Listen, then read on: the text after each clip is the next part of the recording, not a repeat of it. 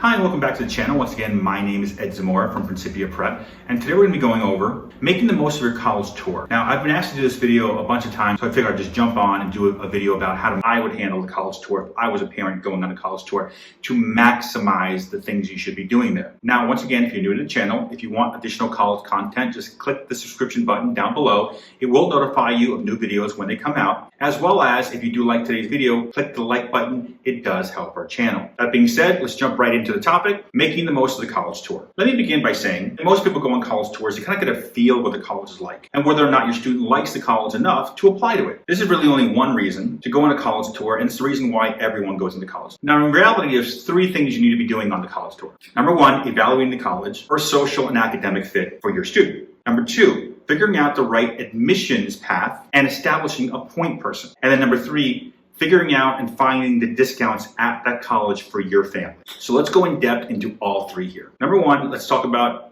evaluating the college. First thing everyone does on the college tour is evaluates the college. But let me go deeper into this. Before the college tour, many of the colleges have now set up online virtual tours. And if they have, your number one goal before your in-person tour on campuses is to do their online virtual tour. You want to get this done before you do the in-person tour, because in many cases they're going to ask you to register for the virtual tour, which is a key component here. And let me explain why right off the bat. This is especially true if you're dealing with target and reach colleges, because many of these colleges are going to want to see demonstrated interest, which is obviously a very big deal nowadays. And it does have a decent amount weighing on it when it comes to the acceptance factor, and it will be likely a factor in your acceptance. So let's maximize by getting your name and your credentials, essentially your students' information, on both lists, the virtual tour as well as the in-person tour. This is especially important if the online tour requires you to register. Think of demonstrated interest as kind of like a point system. Now, the more points you can add, obviously, the better situation you're in. Now, also when you're in the on-person tour, you want to make sure to get a business card from the person, i.e. the admissions rep, giving the tour, giving the lecture, giving the open house scenario. Now, this is only important if the person you're dealing with is an admissions rep. If it's a work-study student or anyone else who doesn't work in admissions, then getting their business card is not going to be any added value. But you want to get their business card and then start basically building the relationship, obviously, i.e. making them the point person from an admissions point of view, to have them on your side to hopefully help your cause, help your chances, increase your chances, essentially,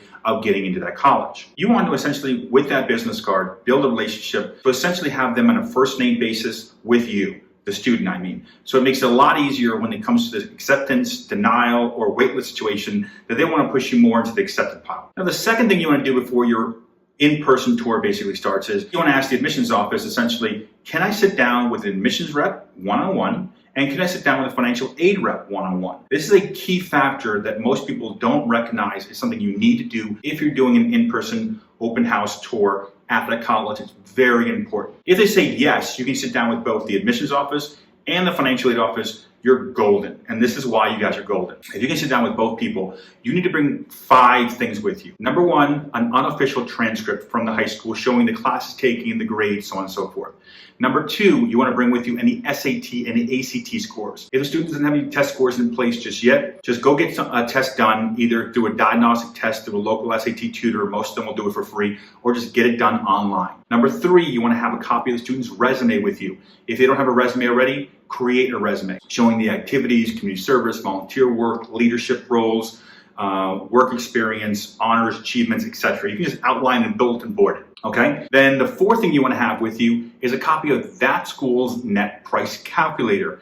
If you don't know what a net price calculator is, I have down below a link to another one of our videos that explains the expected family calculator as well as a net price calculator. Very important thing to understand what a net price calculator is. Watch the video down below. I have a link down there below in the description.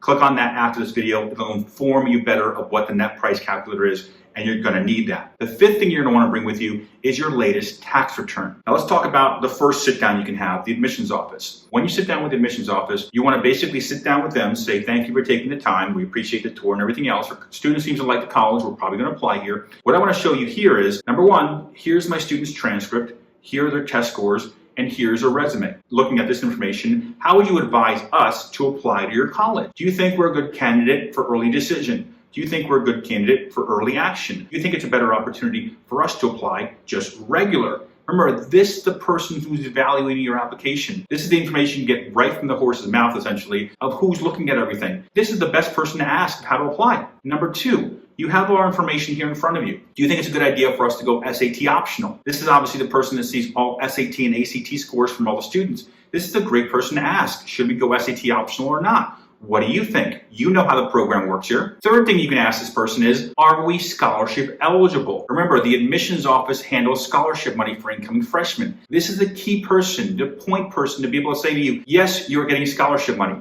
And if they say no, we can ask them, well, what do we need to do to get in scholarship range? You can even ask them, if they say, yes, you're going to be getting a scholarship here, well, this is golden, but what's the next level of scholarship money? Are we already maxing out the scholarship money? Is there a potential to get more? And if there is a potential to get more scholarship money, what do we need to do? This is the person that has all the answers. This is why a one-on-one with them is so valuable. The second one-on-one, part 2 of this, which has the other 2 of the 5 parts I told you guys to bring with you, is the financial aid office. You sit down with them and say, thank you, we love the tour, we talked to admissions, we're scholarship eligible, and so on and so forth. Now we want to talk to you about additional possible discounts to make this college obviously affordable for us. Now the first thing you want to do is you want to give them the net price calculator you already did for their college, showing them that the college indicates you can get this much money from them, grant money and scholarships in some cases. And here is our tax return. How realistic is it the money that your school is saying on the net price calculator is going to be given to us? Essentially what you're doing on this tour here, the 3 things that every family should do, which most families don't do, and I understand why. You guys are all new to this, understand. I've been doing this 23 years, so obviously my experience is different from your experience and the way I look at things from a college perspective. What you're doing here is, number 1, you're figuring out, does my student want to go here? Number 2, can we even get them in? And also number 2, I guess 2A essentially from the admissions point of view is, can we get our first discount here, the scholarship money? And then part number 3, from the financial aid point of view, is the school generous enough from not only the scholarship side, but also the grant side to allow us as parents to feel comfortable sending our student here knowing they love it, but also looking at it from a financial point of view. What I tell families all the time is that it's very simple for me when it comes to figuring out college lists for students. I'm looking for 3 fits: academic fit, social fit, and financial. Obviously, the academic fit and the social fit are the student's point of view.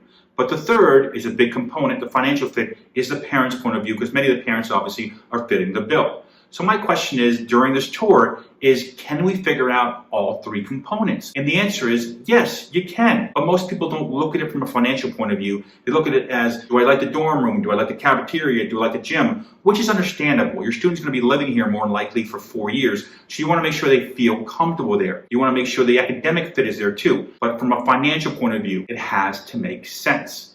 If you follow those 3 steps and do those 3 things during a tour, I guarantee you're going to step out and basically be ahead of all your peers. That being said, once again, thank you for watching today's video.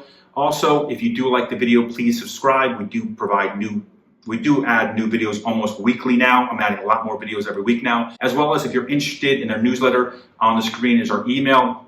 Just send us an email letting us know what grade level your student is in, and we'll send you out the monthly newsletter. And once again, we are establishing a scholarship fund here. The more videos you guys watch, the more you comment, the more you like the videos, the longer you watch them with the commercials, the better it is for our opportunity to provide scholarship funding in the near future. That being said, thank you once again for watching. My name is Ed Zamora from Principia Prep.